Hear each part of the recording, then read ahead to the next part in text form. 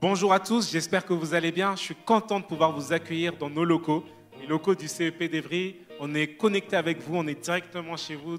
Et c'est une joie pour moi de pouvoir faire vivre ces temps avec vous. J'ai plusieurs annonces à vous faire. La première concerne la prière. Sachez que nous continuons à vous soutenir dans la prière. Si vous avez un sujet de prière particulier, n'hésitez pas à nous l'envoyer à l'adresse mail qui va défiler juste en dessous. Sachez également que la ligne téléphonique de prière est également toujours active. Donc si vous avez besoin d'être soutenu de vive voix, n'hésitez pas à nous contacter au numéro qui défile également juste en dessous. La deuxième annonce concerne les groupes de maison. Sachez qu'il est important de ne pas rester seul. Si vous n'êtes pas encore rattaché à un groupe de maison, envoyez-nous un mail à l'adresse gdm@cepevry.fr. Sans plus tarder, nous allons passer un temps dans la louange. Mais avant ça, j'aimerais juste prier avec vous afin de remettre ces temps dans la présence de Dieu. Seigneur Tout-Puissant, merci pour cette grâce que tu nous fais d'être rassemblés en ton nom. Seigneur, tu dis que là où 2 ou 3 sont rassemblés en ton nom, tu es au milieu d'eux. Et c'est avec joie, avec reconnaissance que nous voulons vivre ces cultes, Seigneur. Permets-nous de vivre un culte particulier, un culte spécial ce matin. Que ton nom soit béni au nom de ton Fils Jésus-Christ. J'ai ainsi prié. Amen. On se retrouve juste après la prédication. À tout de suite.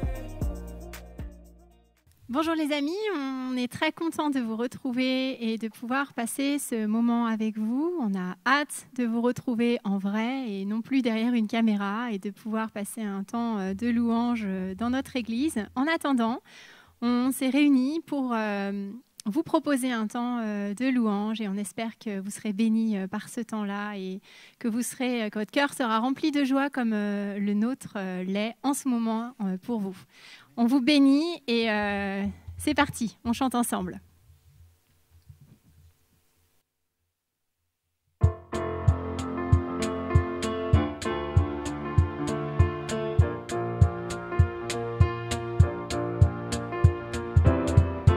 Tu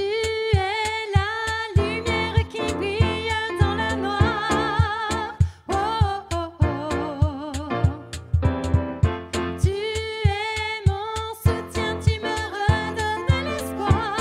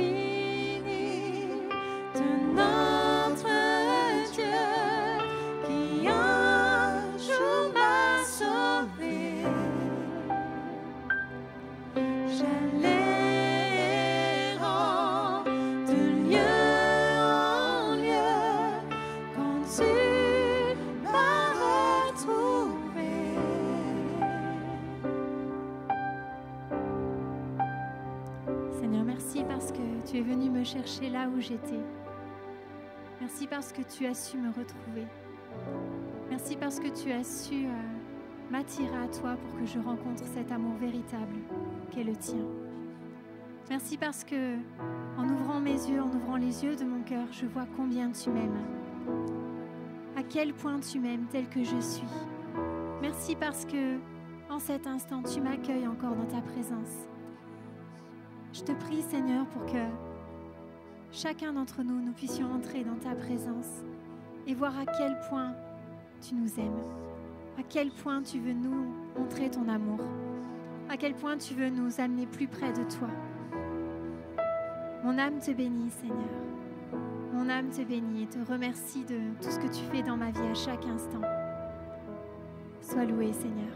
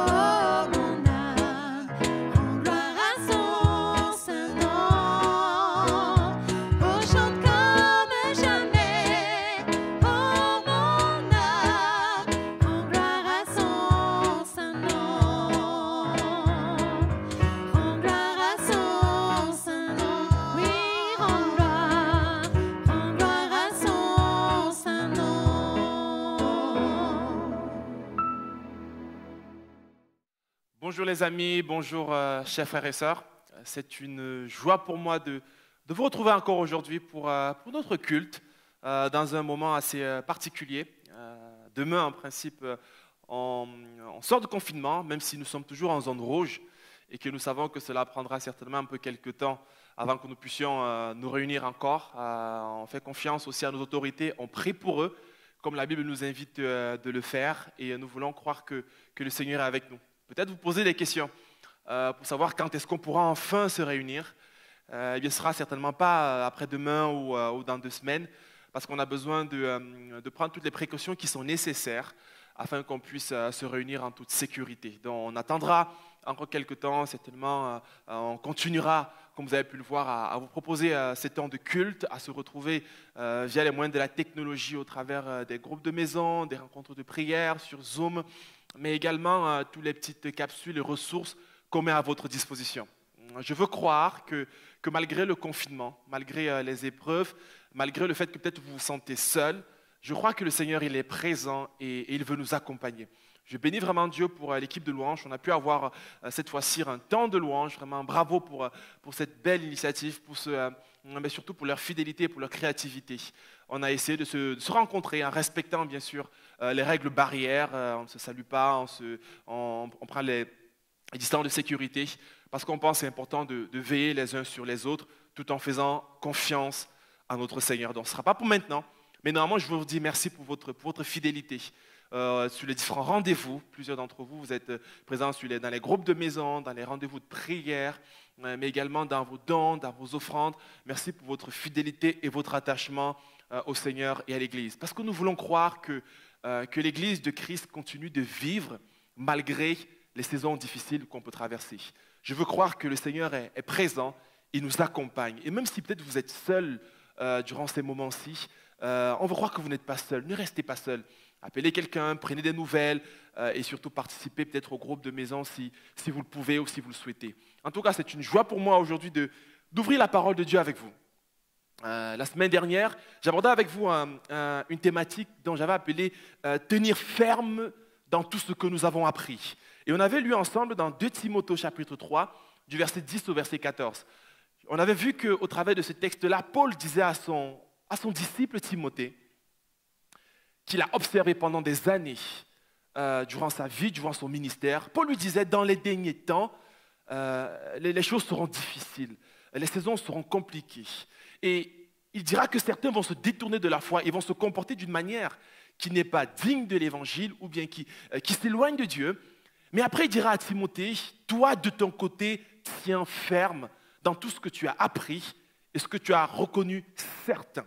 Et on avait vu de manière assez particulière comment Paul demandait à Timothée de tenir ferme dans les enseignements qu'il a reçus, de tenir ferme dans la conduite de Paul qu'il avait vu et qu'il avait reçu, mais également de tenir ferme dans les projets que Paul avait. Et on a vu qu'il y avait peut-être tellement de situations où on a besoin parfois, non pas de s'engager dans de nouvelles idées, dans de nouveaux projets, dans de nouvelles révélations, mais d'apprendre à tenir ferme. Comme cette maison qui est exposée au vent et aux tempêtes, mais qui tient ferme parce qu'elle est enracinée sur le roc.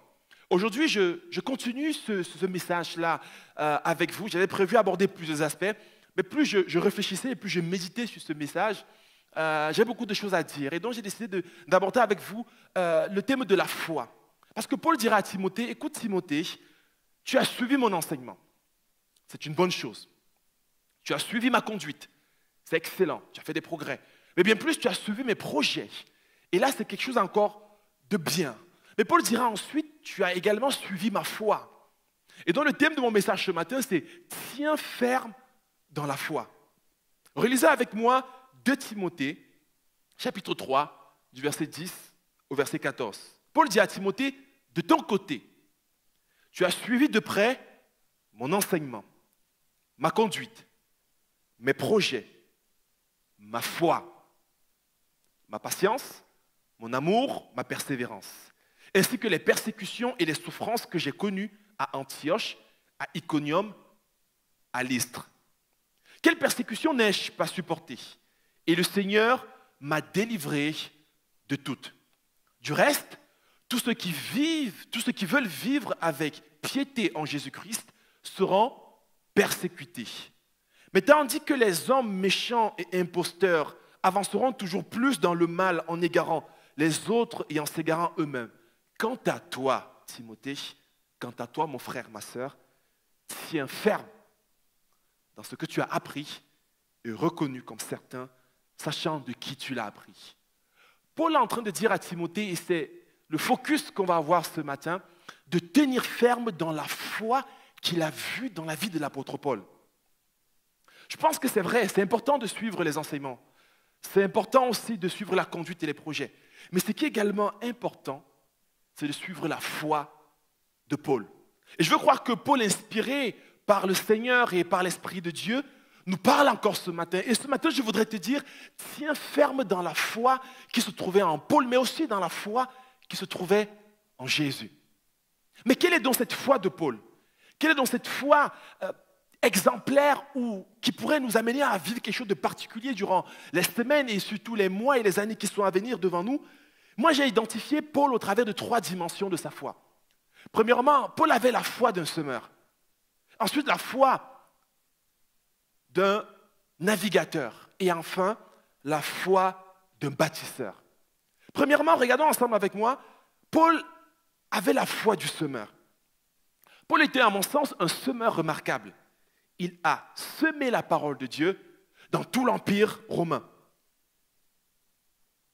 Il faut de la foi pour penser à semer la parole jour après jour, année après année.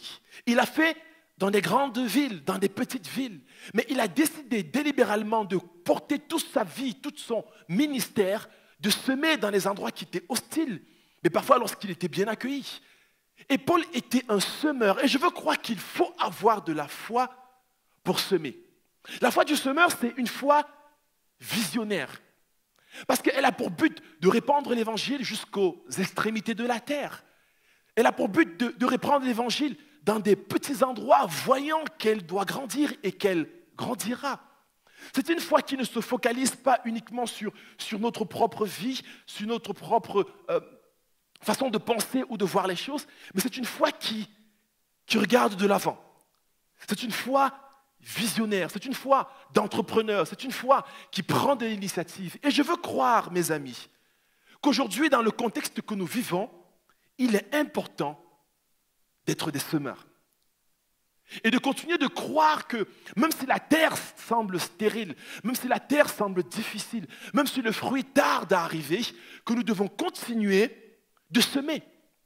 Parce que quand on sème, on n'a pas de garantie certaine que cela donnera du fruit. Certes, l'expérience nous montre que si on a semé du maïs, on récoltera du maïs dans quelques mois. Si on a semé un arbre, on récoltera des fruits dans quelques instants, ou bien plutôt dans quelques années. Mais néanmoins, il faut croire que cela va se produire. Et je veux croire que Paul est en train de dire à son fils spirituel Timothée, Timothée, tu as vu comment tout au long de ma vie, j'ai semé, j'ai planté, j'ai atteint l'évangile dans des endroits où Christ n'était pas annoncé. J'ai continué de porter l'évangile dans des groupes de maisons. Il a commencé des églises dans des cellules avec 4-5 personnes et cela est devenu des églises qui étaient importantes et qui ont touché toute une ville, toute une région. Un semeur ne se limite pas aux circonstances, mais voit dans le futur. Un semeur pense à la récolte en semant. Un semeur est visionnaire parce qu'il décide d'agir sur le futur en agissant présentement. Et je veux croire que c'est ce que le Seigneur est en train de dire à l'apôtre Paul au travers de Timothée, mais également à chacun d'entre nous. Mes amis, soyons durant ces saisons qui sont complexes, qui sont parfois confinées et qui ont du mal à reprendre naturellement, soyons des semeurs. Avec foi, semons dans la vie de nos enfants. Avec foi, semons dans l'évangile. Avec foi, 1, 2, 3. Avec foi, semons dans les projets, dans l'éternité, semons dans les choses qui vont bouleverser le monde et qui vont nous amener à être plus que vainqueurs avec Christ. Je veux croire que, mes amis, nous pouvons encore semer pour les membres de nos familles, peut-être qui se sont éloignés de Dieu et pour lesquels nous prions depuis tellement longtemps. Nous pouvons continuer de semer pour ceux qui ont perdu la foi, pour nos fils ou nos petits-enfants. Nous pouvons continuer de croire que Christ peut, avec nous, semer afin que nous puissions garder du fruit. La foi du semeur, c'est également une foi qui est agissante. La foi du semeur, elle va différer de ces belles déclarations, mais qui ne sont accompagnées d'aucune action concrète. Nous connaissons tous ces moments où on sent la présence de Dieu, où on passe un moment où on est touché par la puissance de Dieu, où on est saisi, on sent sa présence, où on est renouvelé, où on est passionné, mais après on ne fait rien. Après, on ne pose pas d'actes concrets. La foi du semeur, c'est une foi qui pose des actes concrets afin que les choses changent. Si vous êtes agriculteur et vous croyez à la beauté du temps, mais si vous ne posez jamais des actes concrets et des choses qui sont concrètes, alors vous n'avez pas une foi qui est agissante. La foi du semeur, elle agit et elle fait bouger les choses. Elle passe de l'état de la conception à l'état de la réalisation. Elle passe d'une idée à un acte concret, même s'il est petit. Il décide de le faire et il décide d'agir. L'apôtre Jacques nous le dira différemment. Il dira, tu as la foi, mais montre-moi ta foi par les œuvres. Et je veux croire qu'on a besoin que notre foi, mes amis, soit accompagnée des œuvres. Si je crois à un Dieu qui répond à la prière, alors je dois prier. Si je crois à un Dieu qui parle au travers de la parole de Dieu, alors je dois peut-être lire cette Bible-là. Si je crois à un Dieu qui aime qu'on l'obéisse, alors je dois obéir. Si on croit qu'il est bon, fidèle et grand, alors je dois agir en conséquence. Mes amis, ne soyons pas de ces gens qui ont une foi qui n'est pas accompagnée d'œuvres, qui est cette foi qui est superficielle, mais qui doit devenir agissante, comme l'agriculteur qui décide de planter une graine parce qu'il s'attend à voir qu'elle porte du fruit.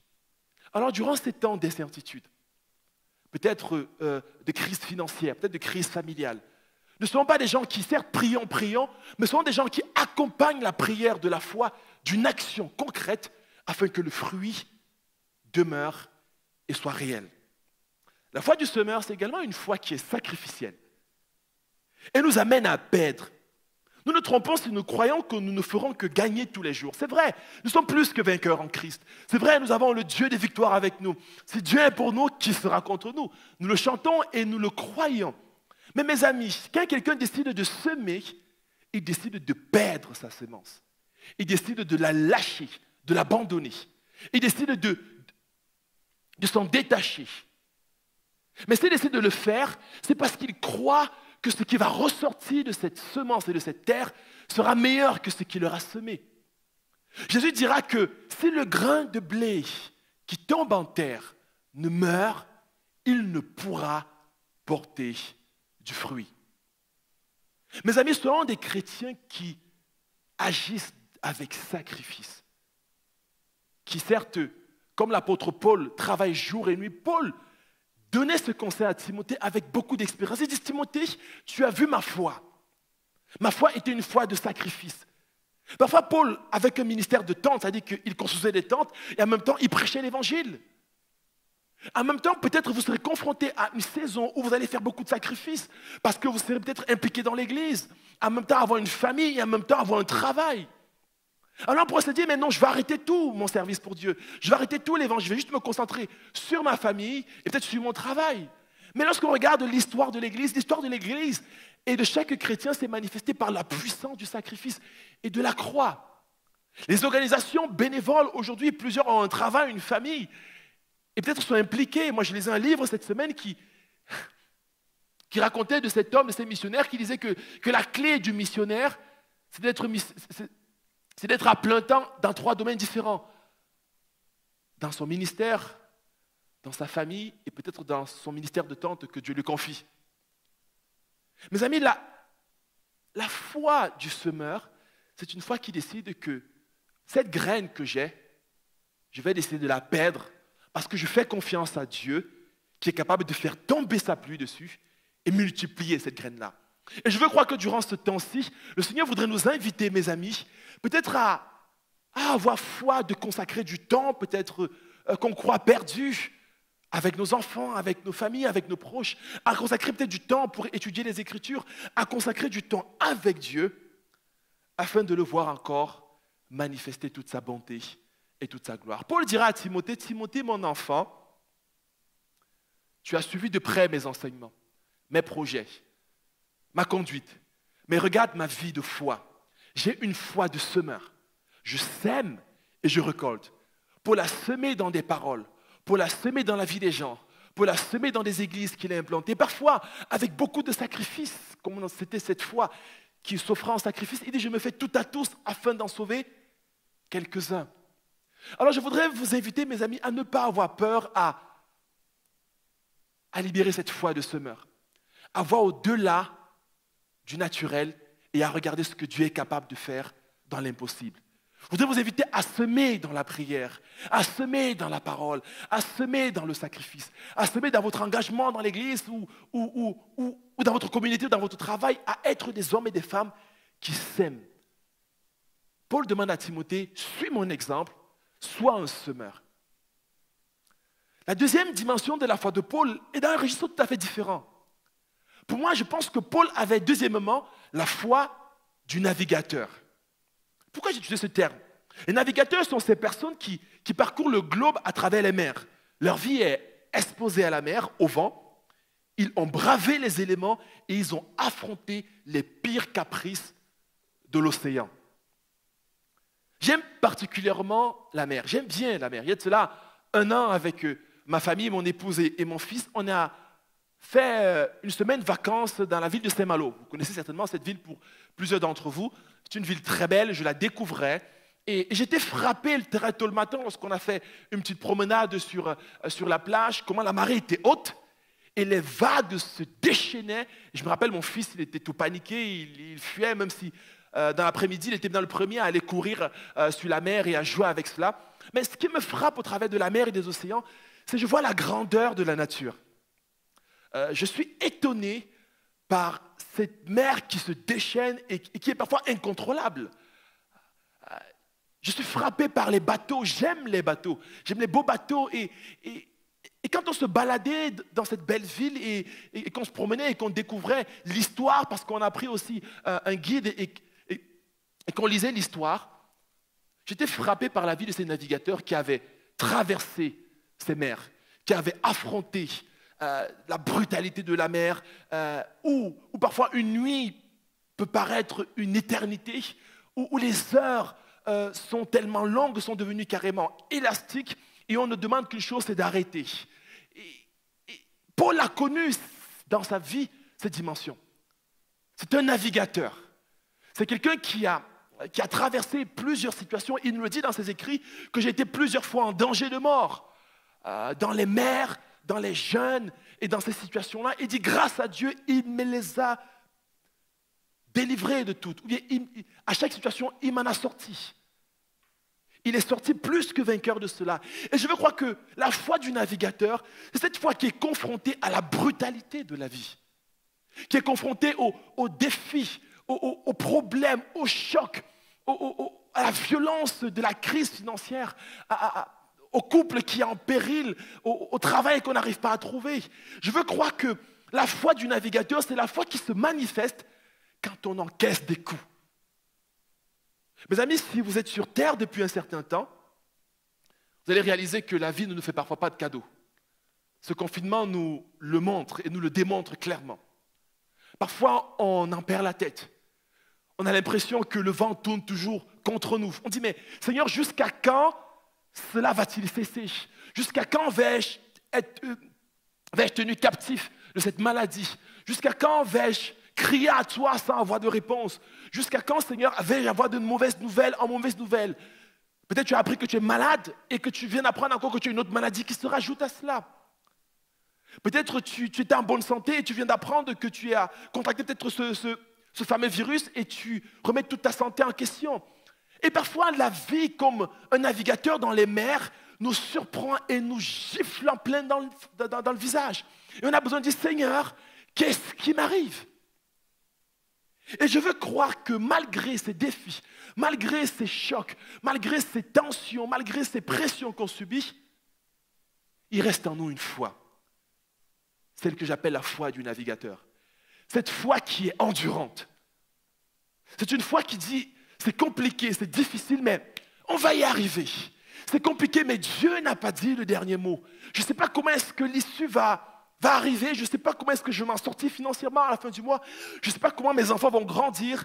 Je ne sais pas comment est-ce que je vais trouver une solution dans mon entreprise ou par rapport à ce chômage qui est là. Mais je veux croire que je vais m'en sortir parce que Dieu est mon berger. Parce que Dieu est fidèle, parce que Dieu est présent et parce qu'il m'aime, il va prendre soin de moi. La foi du navigateur, c'est une foi qui reçoit des échecs.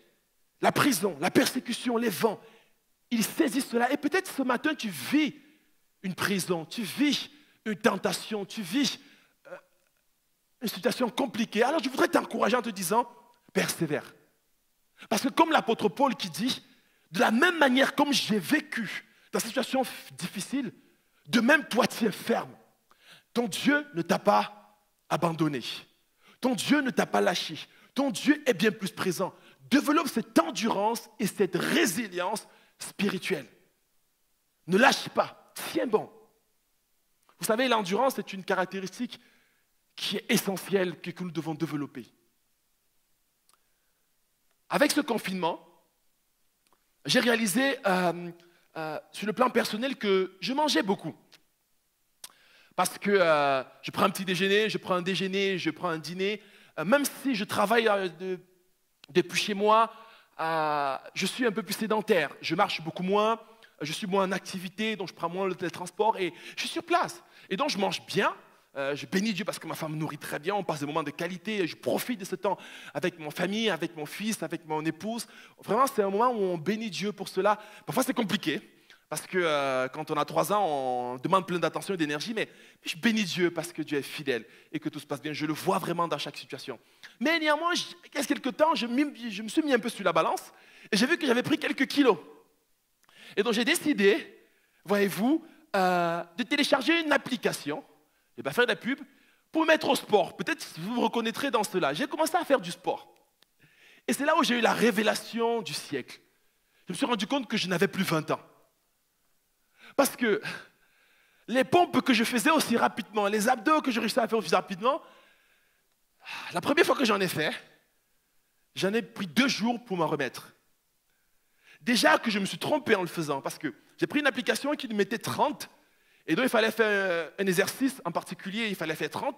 C'était 30 secondes, j'ai compris qu'il fallait faire 30 fois. Donc, je me suis lancé avec beaucoup de zèle et d'enthousiasme, mais à la fin, ma femme m'a regardé, elle m'a dit « ça va ?» Je vous assure, ça n'allait pas du tout. J'étais fatigué, j'ai eu envie d'abandonner, croyez-moi. Je ne voulais plus continuer. Mais quand je me suis regardé, j'ai dit « non, il faut que je persévère, il faut que je me remette sur le coup. » Et c'est ce que j'ai décidé de faire. Et chaque fois, je me suis dit, mais Cyril, qu'est-ce qui t'a pris pour que tu t'engages dans cette histoire? Pourquoi est-ce que tu fais ce sport? Pourquoi est-ce que tu le fais? À chaque fois, je voulais juste arrêter parce que c'était dur. Je me suis dit, Cyril, tu vas prêcher un message sur la persévérance, peut-être qu'il faut persévérer. Et je me suis dit, non, il faut y arriver. Et un jour, c'était compliqué. Alors, je faisais 1 fois sur 2 alors qu'il fallait faire tous les jours. Et ensuite, je prolongeais. Mais au final, je ne suis pas encore sorti, mais c'est moins dur qu'au début. Je comprends ce que c'est que de l'endurance. Alors nous vivons l'endurance physique, mais spirituellement, on a besoin également d'endurance. Peut-être au début, vous allez faire comme moi, vous allez dire « ah, j'arrive pas ». Mais spirituellement, on a besoin de développer cette endurance lorsque notre corps ne veut plus suivre, lorsqu'on a envie d'abandonner, lorsqu'on a envie d'arrêter, lorsqu'on dit « j'en ai marre, je ne veux plus rien faire », alors n'arrête pas, continue.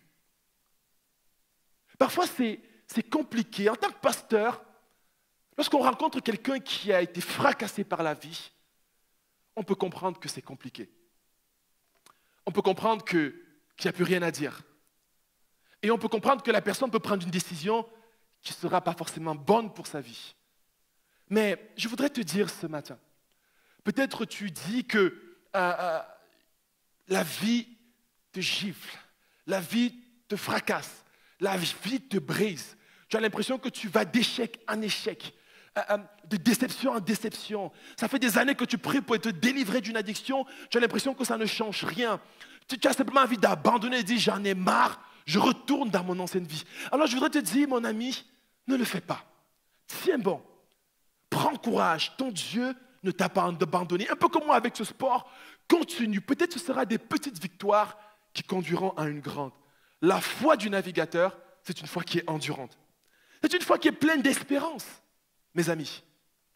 Parce que si on enlève aux croyants l'espérance, que lui reste-t-il? Paul disait plutôt que si Christ n'est pas mort Et si Christ n'est pas ressuscité, alors ma foi, elle est vaine.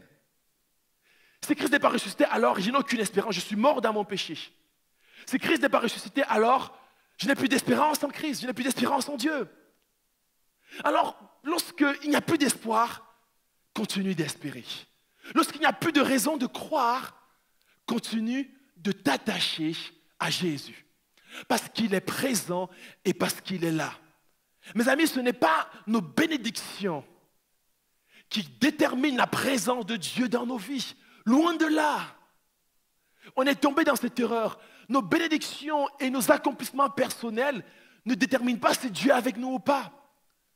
Sa parole nous garantit qu'il est présent avec nous tous les jours jusqu'à la fin du monde. Que nous ayons un emploi et que nous soyons prospères, Dieu est présent. Que nous vivions une saison difficile de tempête, d'épreuves, Dieu est présent. Et toi qui es sur le point d'abandonner Jésus, qui dit c'est peut-être le dernier message que j'écoute, je ne veux plus l'écouter parce que j'en ai marre. Alors je te dis, mon ami, Dieu n'en a pas fini avec toi. Et il veut encore reconstruire la vie avec toi. C'est ça la foi du navigateur. C'est la foi qui sait que même si la nuit elle est longue, même si l'horizon semble très loin, même si je ne sais pas quand je vais retrouver la terre ferme, alors je fais confiance à un Dieu qui me gardera et qui me conduira. L'apôtre Paul, de manière frappante dans les Actes des Apôtres, nous montre ce récit lorsqu'il se dirige sur la route de Rome. On va voir un Paul passer une nuit terrible avec toutes les autres personnes qui étaient sur le bateau. Et il va leur dire, la nuit est longue. Il savait qu'il allait à Rome. Il savait qu'il allait se diriger tout droit vers Rome. Mais il ne savait pas dans quelles conditions est-ce qu'il allait arriver. Plusieurs fois, ils ont failli mourir. Mais parce qu'il avait reçu cette parole de Dieu, parce qu'il avait reçu cette visitation angélique, alors ça l'a permis de continuer encore et encore et d'arriver jusqu'au bout. Alors, mon ami, je voudrais t'encourager à croire et à garder l'espoir. L'espoir que Dieu est présent, l'espoir que Dieu est éternel, l'espoir d'une vie après la mort, l'espoir qu'il y a autre chose après cette terre, qu'après mon travail, il y a autre chose, qu'après même ma famille, il y a autre chose, qu'après ma maladie, il y a autre chose. De croire que nous sommes en route vers l'éternité et que notre Dieu est un Dieu bon, juste, parfois qu'on ne comprend pas, mais qui est fidèle. Et on le regarde tourner vers le ciel et non pas vers la terre, et nous marcherons remplis de cette espérance. Chaque fois que les chrétiens ont perdu cette espérance, nous avons perdu d'endurance. Mais chaque fois qu'elle a été retrouvée, elle a regagné de vitalité, de puissance et surtout de grâce de Dieu. Alors je veux croire que Dieu ramène cela dans chacune de nos vies. La foi du navigateur, c'est également la foi qui intègre les imprévus. Vous me direz peut-être que la foi, c'est être convaincu que les choses vont se passer exactement d'une certaine façon. Moi, je dirais plutôt que la foi, c'est être certain que les choses vont finir d'une certaine façon, sans pour autant savoir comment est-ce qu'elles vont se produire. Certains croient que parce que j'ai la foi, tout doit se passer de telle manière, et exactement de telle manière. Non. La foi, c'est combattre en sachant qu'on va gagner. Mais néanmoins, combattre sans savoir à quel moment est-ce que la victoire totale sera acquise. La foi du navigateur joue un match en connaissant le résultat déjà. Mais elle doit quand même le jouer. Nous devons avoir confiance en Dieu, dans sa bonté, dans sa fidélité et dans sa promesse, même si nous ne comprenons pas comment est-ce que les choses vont se produire. Et c'est important d'intégrer la dimension de l'imprévu dans notre foi. De savoir que nous ne savons pas exactement comment nos enfants vont grandir. Nous ne savons pas exactement comment notre santé évoluera. Nous ne savons pas certainement comment est-ce que nous allons vivre durant cette année. C'est vrai, nous entendons souvent des belles prophéties, des déclarations au 1er janvier, mais très peu auraient pu imaginer qu'on aurait été confinés pendant 2 mois sans pouvoir se rencontrer. Très peu avaient imaginé qu'ils allaient perdre un être cher cette année. Très peu allaient imaginer qu'ils allaient peut-être perdre un emploi. Très peu avaient imaginé que peut-être leur activité et leur plan n'allaient pas se produire comme ils avaient prévu. Est-ce que ça veut dire qu'ils manquaient de foi? Non. La foi du navigateur, c'est cette foi qui sait que il peut arriver que les choses ne se passent pas comme je le pense. Je pense à tous nos entrepreneurs qui, du jour au lendemain, voient une liste de commandes qui s'annule. Je pense peut-être au personnel soignant qui se trouve exposé à la maladie. Je pense aux enfants et aux enseignants, mais je pense aussi à ceux qui sont en télétravail. Et je pense à ceux peut-être qui n'ont pas de travail, aux étudiants qui voient leur année être remis en question. Et à toutes ces choses-là, personne ne l'avait prévu. Mais pour autant, ce que le Seigneur nous demande de faire, c'est de tenir ferme dans le fait que même si nous n'avons pas prévu cela, nous sommes confiants que Dieu reste au contrôle. Nous sommes confiants que toute chose concourt au bien de ceux qui aiment Dieu. Nous sommes confiants au fait que Dieu n'a pas changé, que si nous nous sommes surpris, que c'est le moyen par lequel Dieu a décidé de prendre soin de nous et de nous conduire à changer, la source, elle, n'a pas changé.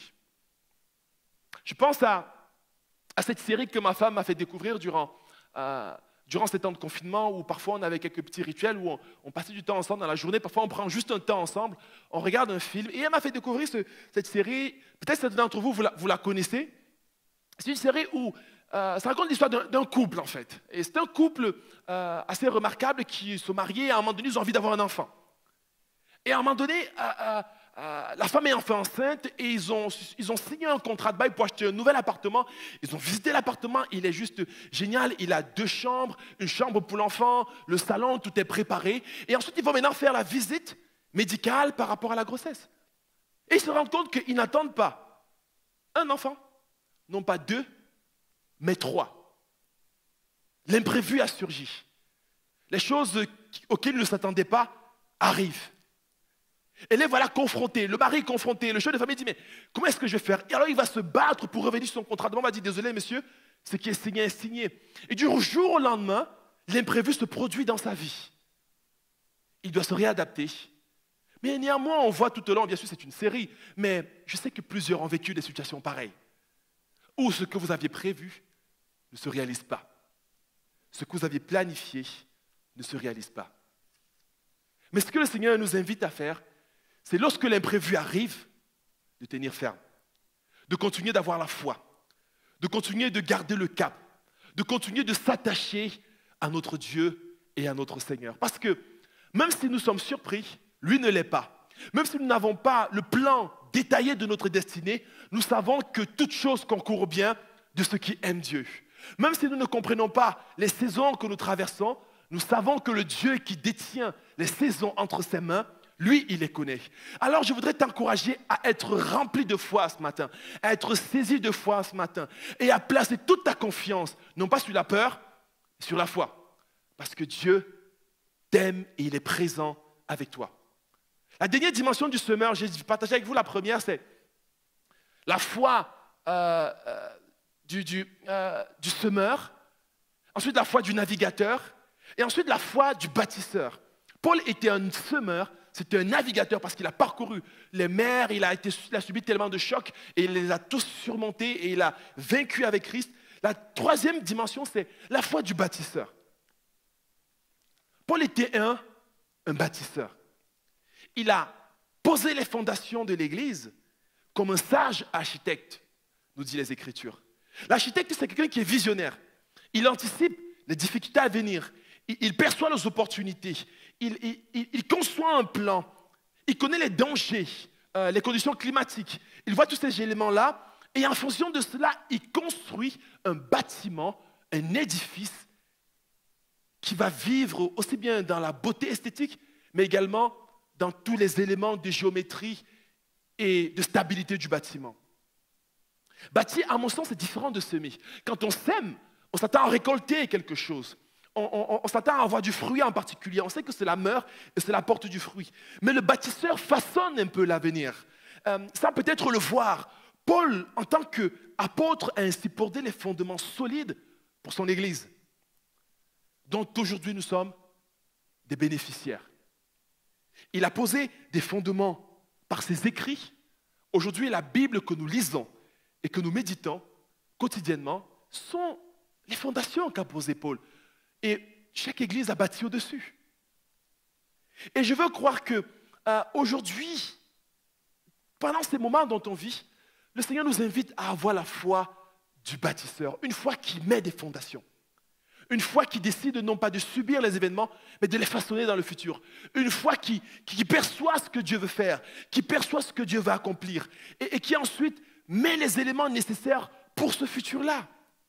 Un autre excellent bâtisseur dans la Bible, c'était David. Il a posé les fondations de la louange dans l'Ancien Testament. Il a organisé les cultes, les célébrations avec les Lévites, avec Asaph. Vous regardez cela dans les psaumes, mais également dans le livre des rois et de Samuel. On voit comment il a posé les fondations de la louange et de l'adoration, quelque chose qui était un peu absent dans la vie d'Israël à l'époque.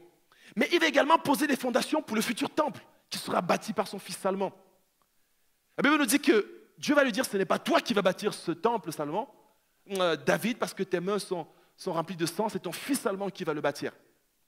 Néanmoins, David va préparer le matériel, il va préparer des dons, des offrandes, il va enseigner les principes élémentaires et fondamentaux à son fils Salomon. Il va bâtir, il va planifier, il va organiser et il va mettre les fondations.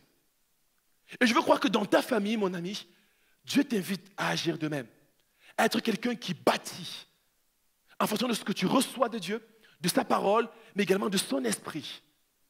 Quelqu'un qui anticipe comment est-ce que les choses vont se passer dans les années à venir et qui pose ses fondations comme un sage architecte. Nous ne serons pas tous très doués comme ces célèbres architectes qu'on peut regarder lorsqu'on se balade en Paris et en France, mais nous pouvons, avec le Seigneur, bâtir. Cette foi de bâtisseur, c'est une foi qui planifie. Planifier, c'est croire que ce que le Seigneur fera, il l'accomplira. C'est également se mettre sa foi en action. Le bâtisseur planifie, il calcule le coût de la maison avant de s'engager. Jésus dira que si tu veux construire une maison, assois-toi, ou bien si tu veux aller en guerre, assois-toi, calcule le coût avant de t'y engager.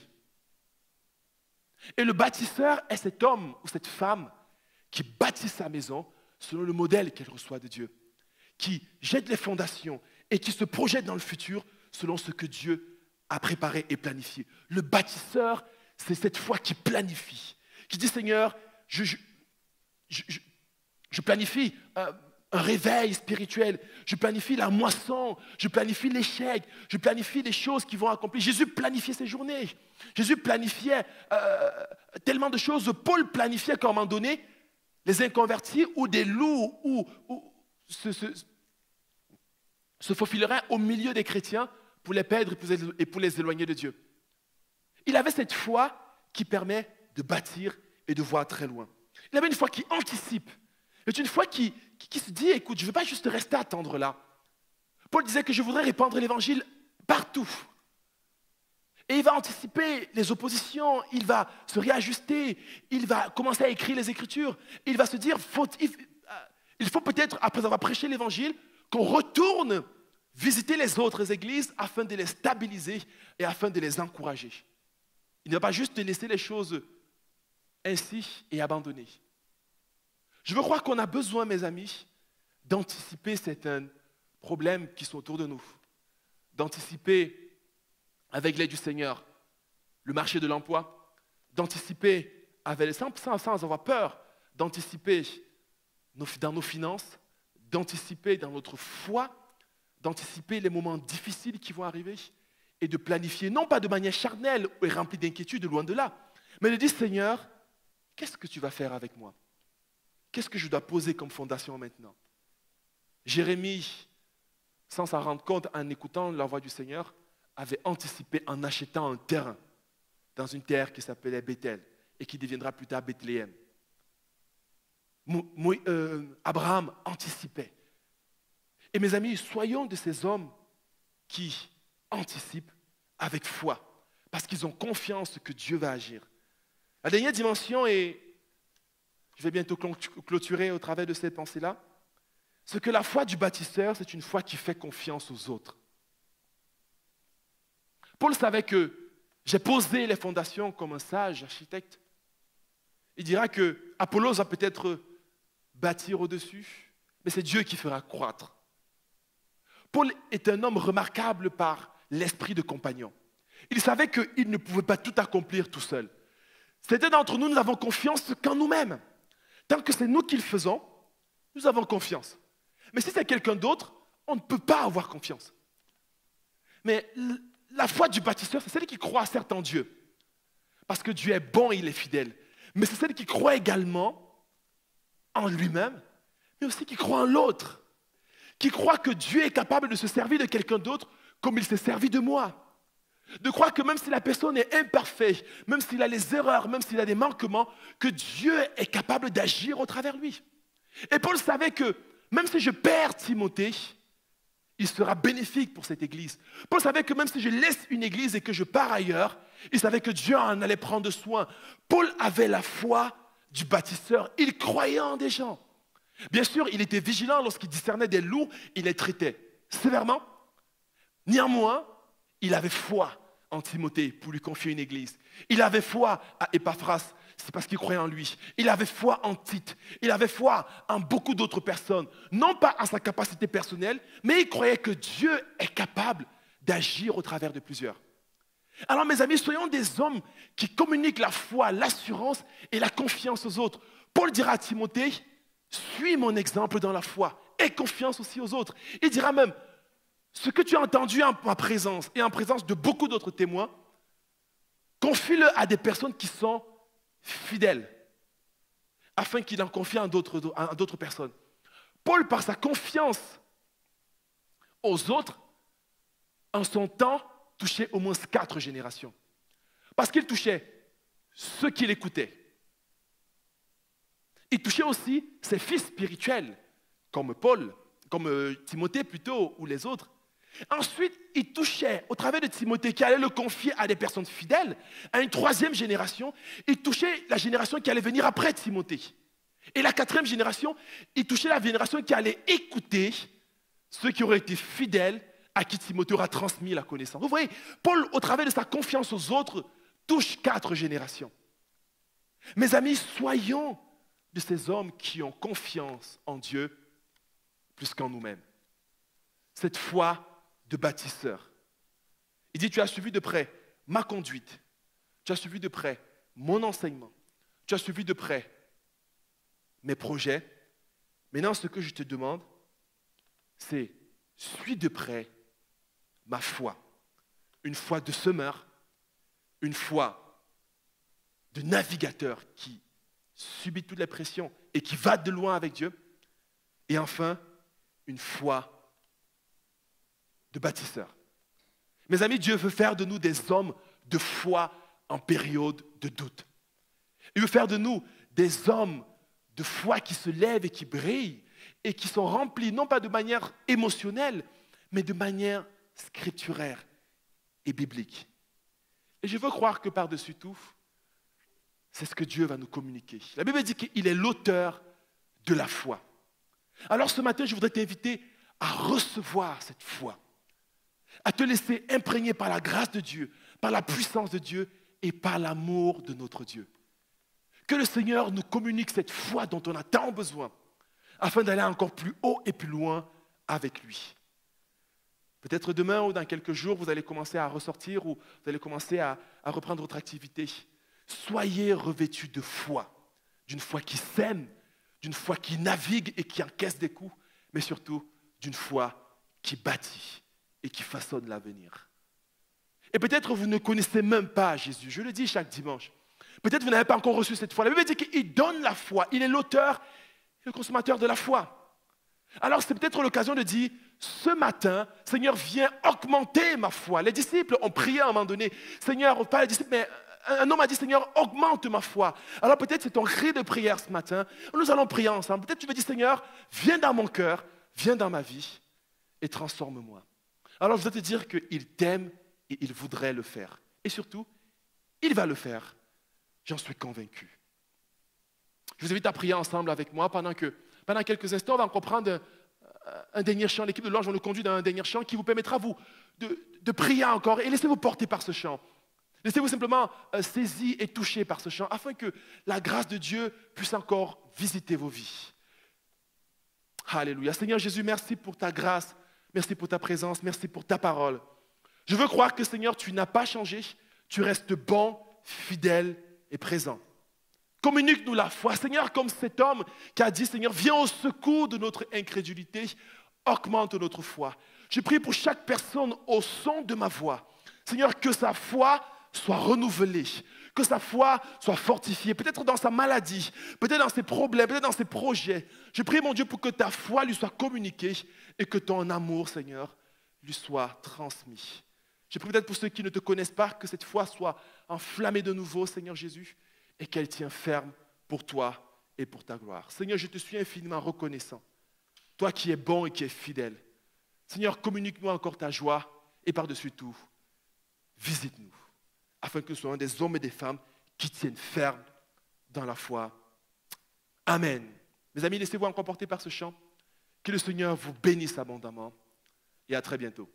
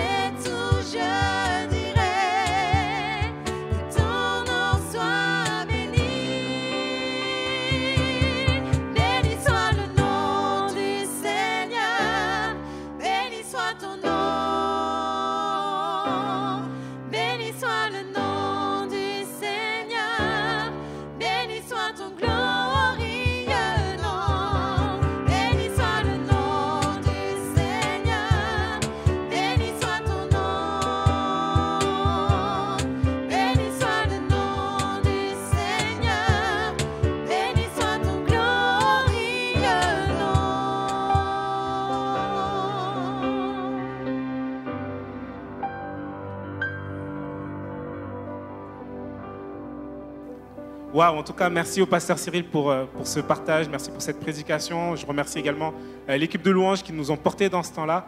2 dernières annonces. La première concerne, si vous voulez développer votre foi, connaître Dieu davantage, n'hésitez pas à nous envoyer un mail à l'adresse connaîtredieu@cepevry.fr. Nous ferons un plaisir de vous accompagner dans votre démarche. Et la dernière annonce concerne les dîmes et les offrandes. Vous pouvez continuer à bénir l'œuvre de Dieu au travers de vos dîmes et de vos offrandes. N'hésitez pas à le faire soit par voie postale, nous envoyons votre chèque par voie postale à l'adresse du CEP Évry, soit directement en allant sur le site internet et en envoyant un don tout simplement. Sur ce, on se retrouve la semaine prochaine pour un temps comme celui-ci. Soyez bénis et puis à très vite.